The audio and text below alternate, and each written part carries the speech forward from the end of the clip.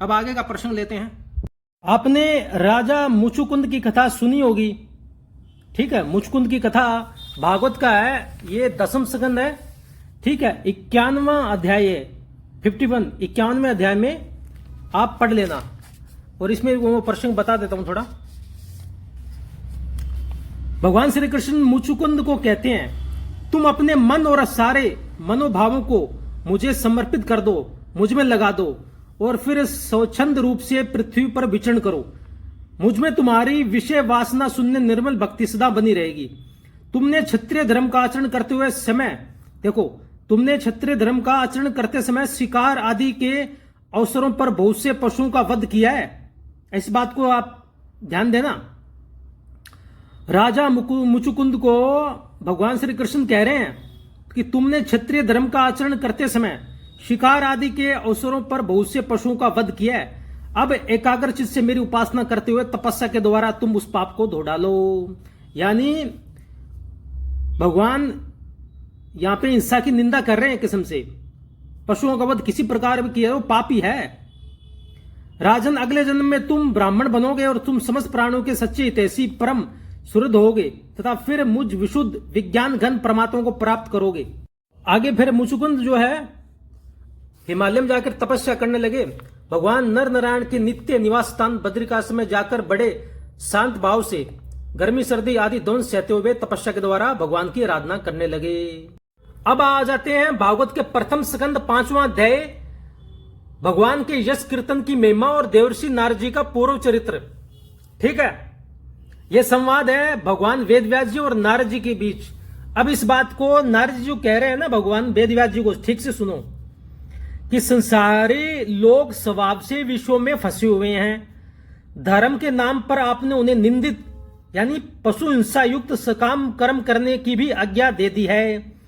यह बहुत ही उल्टी बात हुई, क्योंकि मूर्ख लोग आपके वचनों से पूर्वोक्त निंदित कर्म को ही धर्म मानकर यही मुख्य धर्म है ऐसा निश्चय करके उसका निषेध करने वाले वचनों को ठीक नहीं मानते। अब यहां पे ठीक से देखना, बोलो वेदव्यास जी ने तो आज्ञा दी है पशु हिंसा युक्त सकाम करने की भी आज्ञा दे दी है, ठीक है। अब इस बात को, ये जो बात है ना वो निवृत्ति परक है, जिसे नारद जी ने पहले ही बोल दिया भी संसारी लोग स्वभाव से विश्व में फंसे हुए हैं। धर्म के नाम पर आपने उन्हें निंदित सकाम कर्म करने की भी आज्ञा दे दी कि मूर्ख लोग आपके वचनों से पूर्वोक्त निंदित कर्म को ही धर्म मानकर यह मुख्य धर्म है ऐसा निश्चय करके उसका निषेध करने वाले वचनों को ठीक नहीं मानते, ठीक है। पशु हिंसा भी उन लोगों के लिए बताई गई जो हर जगह हिंसा करते थे, हर जगह हिंसा करते थे। जहां भी जाओ तो उनके लिए एक नियम बनाया गया भी तुम, ठीक है, यज्ञ में आप पशु हिंसा कर लो। और जो हिंसा थी वो भी निवृत्ति परक थी। मान लीजिए एक व्यक्ति, तो जो ये बात कही गई है पशु हिंसा युक्त वाली, तो ये निवृत्ति परक है।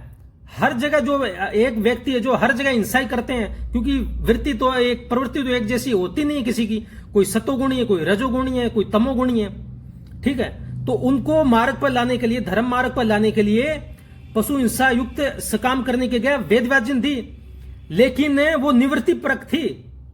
लेकिन मूर्ख लोगों ने उसे धर्म मान लिया, और नारद जी बता भी रहे हैं।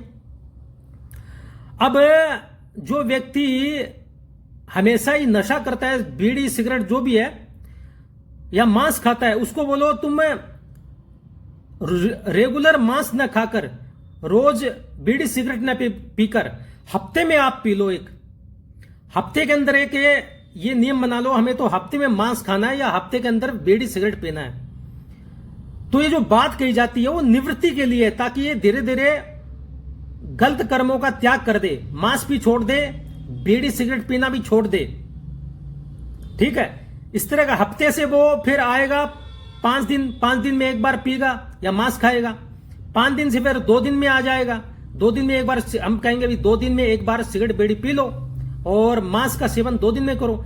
फिर ऐसे करते करते अगर बोले अब तुम हफ्ते से 5 दिन से 2 दिन, 2 दिन में 1 दिन से आ गए हो, तो एक काम करो, अब इस गलत आदत का त्याग कर दो, अब मांस का भी त्याग कर दो, और जो आप बीड़ी सिगरेट पीते हो उसका भी त्याग कर दो, ठीक है। अब धर्म के मार्ग पे चलो, अब जितनी हिंसा हो गई कोई बात नहीं, अब आगे से हम गलती नहीं करेंगे, ठीक है, आगे धर्म पे चलेंगे और वेद व्यास जी के वाक्य जो कहे गए हैं उनको ठीक समझेंगे।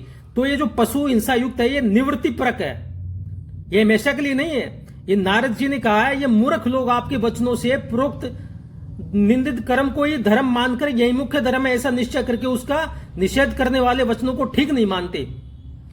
और वेद आज भी अगर कोई ऐसा मानकर शास्त्रों के अनुसार बोलो पशु हिंसा तो आज्ञा दी गई है, तो वो लोग मूर्ख है। वो एक निवृत्ति पर निवृत्ति के लिए दी गई है, वो तो उससे शुद्धि होगी तुम्हारी। ठीक है, तो इस बात पे जो पशु हिंसा युक्त जो कर्म दिया गया है वो निवृत्ति के लिए, ये धर्म नहीं है। अब हम आ जाते हैं भागवत के 11 स्कंद में 20वां अध्याय है ज्ञान योग, कर्मयोग और भक्ति योग। ठीक है, उसके आ जाते हैं हम श्लोक संख्या 27-28 पे। ठीक है, उसमें भगवान कहते हैं जो साधक समस्त कर्मों से विरक्त हो गया हो। अब इस बात को भगवान की ठीक से समझना। भगवान कहते हैं जो साधक समस्त कर्मों से विरक्त हो गया हो, उनमें दुख बुद्धि रखता हो, मेरी लीला कथा के प्रति श्रद्धालु हो और यह भी जानता हो कि सभी भोग और भोग वासनाएं दुख रूप है, किंतु इतना सब जानकर भी जो उनके परित्याग में समर्थ न हो, उसे चाहिए कि उन भोगों को तो भोग ले, परंतु उन्हें सच्चे हृदय से दुखजनक समझे और मन ही मन उनकी निंदा करे तथा उसे अपना दुर्भाग्य समझे। साथ ही इस दुविधा की स्थिति छुटकारा पाने के लिए श्रद्धा दृढ़ निश्चय से प्रेम से मेरा भजन करे। अब भगवान ने यहां विषय भोगने की आज्ञा दी है, लेकिन किसके लिए दी है? तो वो भी उनके लिए दी है जिनका भगवान की तरफ परमार्थ की तरफ झुकाव है। तो भगवान ने कहा है कि उन भोगों को तो भोग ले, यहां विषय भोग भोगने की आज्ञा दे रहे हैं, लेकिन किन के लिए दे रहे हैं? ये जो साधक समस्त कर्मों से विरक्त हो गया हो, उनमें दुख बुद्धि रखता हो, मेरी लीला कथा के प्रति श्रद्धालु हो और यह भी जानता हो कि सभी भोग और भोग वासनाएं दुख रूप है। ये उन लोगों के लिए है जो भगवान की मार्ग पर चलना चाहते हैं। भगवान की लीला कथा भी थोड़ी अच्छी लगती है और विषय भोग भी थोड़ा अच्छा लगता है। ठीक है, तो उनको पूरी तरह कह रहे हैं भगवान कि परमार्थ मार्ग पर लाने के लिए, पूरी तरह भगवान के भक्त बनाने के लिए भगवान कहते हैं कि उन भोगों को तो भोग ले। अब हर किसी की इतनी भक्ति नहीं होती कि वो भगवान की भक्ति में तन्मय रहे और उन्हीं का भजन करे। कई लोग होते हैं जो विषय भोग, उनके अनेक जन्मों के संस्कार पड़े होते हैं और भगवान की कथा भी प्यारी लगती है उनको। देखो, भगवान ने कहा है कि मेरी लीला कथा के प्रति श्रद्धालु हो। ये मूर्खों को भोगने के लिए भोगने के लिए नहीं कह रहे हैं भगवान कि उन भोगों को तो भोग ले। ये उनके लिए कह रहे हैं जो भगवान की भक्ति करना चाहते हैं, लेकिन भोग वासनाएं उनके मन में आती हैं क्योंकि अनेक जन्मों को संस्कार है। ठीक है, तो कहते हैं उनके परित्याग में समर्थ नहीं है। तो भगवान साफ साफ कह रहे हैं कि उन भोगों को भोग ले। आगे भी क्या कह रहे हैं? परंतु उन्हें सच्चे हृदय से दुखजनक समझे और मन ही मन उनकी निंदा करे। तो इस भोगों को तो भोगे लेकिन दुखजनक समझे और मन मन उसकी निंदा करें। और भगवान ने आगे भी कहा है कि साथ ही इस दुविधा की स्थिति से छुटकारा पाने के लिए श्रद्धा दृढ़ और निश्चय और प्रेम से मेरा भजन करें। भगवान का भजन करते करते विषय भोग फीके पड़ जाते हैं। ठीक है, लेकिन जब शुरू में भक्ति मार्ग में हम चलते हैं, कोई अनंत जैसे अपने होते हैं जिनको भोग भी अच्छा लगता है और भगवान की लीला भी अच्छी लगती है, तो वो जब उसकी तरफ चलता है, परमार्थ मार्ग की तरफ चलता है, तो उसके सामने ये भोग आते हैं क्योंकि उनके भोगे हुए हैं। तो उनके लिए ये बात है, तो उनके लिए भी बात है, लेकिन ये हमेशा के लिए नहीं। भगवान कहते हैं इसको छूटने के लिए भजन भी करना है मेरा, और उसकी जो भोग भोगना है ना, आप जो भोग भोग रहे हो उसकी निंदा भी करनी है और अपना दुर्भाग्य समझना है, और इस स्थिति से छुटकारा पाने के लिए श्रद्धा दृढ़ निश्चय से मेरा भजन करें। ठीक है, तो इस प्रकार ये बात है। तो वैसे ही वहां पे जो बात आई है सकाम कर्म वालों की पशु हिंसा युक्त, ठीक ऐसे ही भगवान ने भी भोग भोगने की आज्ञा दी है, लेकिन ये उन लोगों के लिए जो परमार्थ मार्ग पे चलना चाहते हैं लेकिन संस्कार उनके भोगों के पड़े हुए हैं। कई लोग, बहुत से लोग होते हैं ऐसे, तो उनके लिए ये थोड़ी आज्ञा भगवान ने छूट दे दी है। लेकिन उस छूट को कोई गलत मत समझना कि लग जाएगा, ऐसा नहीं है। क्यों? क्योंकि ये भगवान ने कहा कि मेरी लीला कथा के प्रति श्रद्धालु तो है, और यह भी जानता है कि सभी भोग और भोग वासनाएं दुख रूप है, किंतु इतना सब जानकर भी उनके परित्याग में समर्थ न हो। उसे चाहिए कि उन भोगों को तो भोग ले, और यह भी उन भक्तों के लिए है ये।